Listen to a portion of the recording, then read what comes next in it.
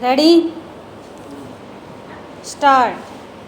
Sir, the budget has been variously described and criticized as one that increases the burden of the common man, one which gives concessions to the rich and encourages foreign investments.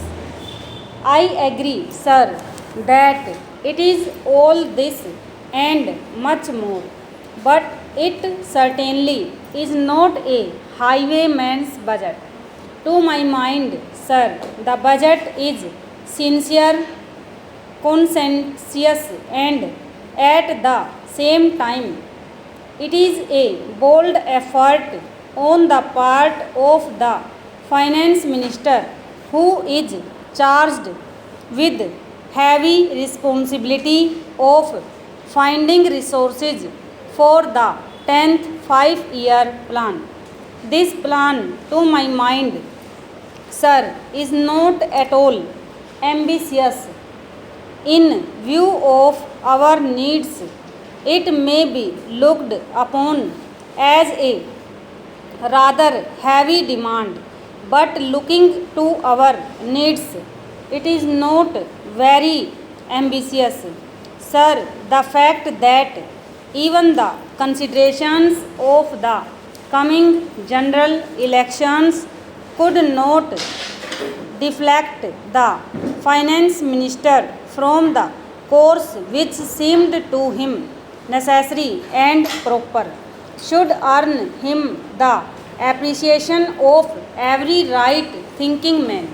The common man's interest, as I said, is nearer to our hearts than perhaps some other can claim, or at least it is equally nearer to us, and yet there come times in a nation's history when it becomes necessary for the people to postpone the fruits of their labor and enterprise to secure the future. Here also, sir, opinions may differ according to the Communist Party. Such a time came during the last great war when they were exhorting people, the common people, to contribute their full might to the war effort. According to us, however, sir, we are passing through such a time at the present moment, and I have no doubt that the common people appreciate this position and will willingly tighten their belts, contribute their full might, and will surely return the Congress to power, having full confidence in the future and looking to a future where their posterity will be assured of a far better social and economic order. Who, sir, does not sympathize with the difficulties of the common man?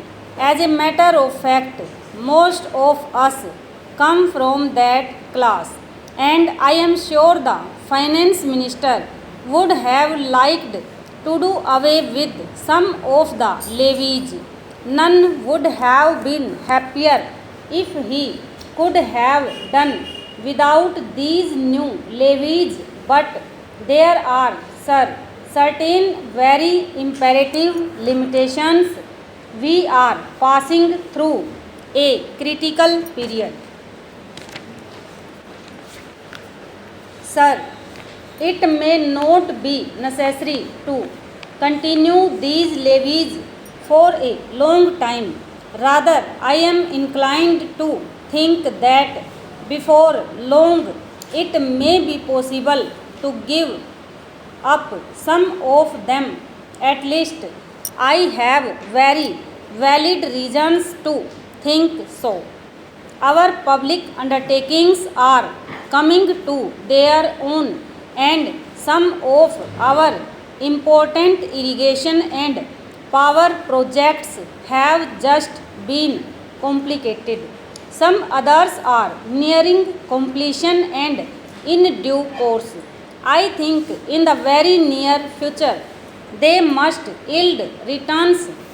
This will go a long way to lighten the burden of the common man. We might, sir, also resort to some other wage.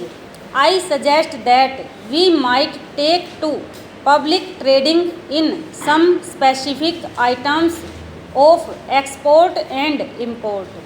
That would also certainly go a long way and help us.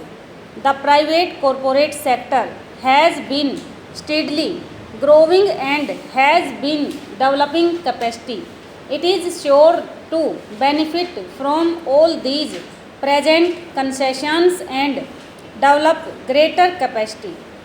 This sector must come forward to meet new demands for taxation in the future.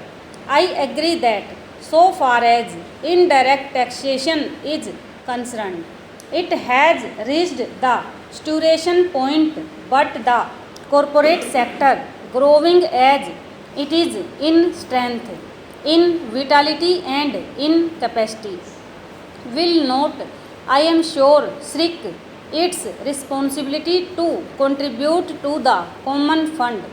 I wish, sir, the committee which had been appointed to go into where the additional national income had gone, had entered upon its labourers a bit earlier and had made its findings available to us.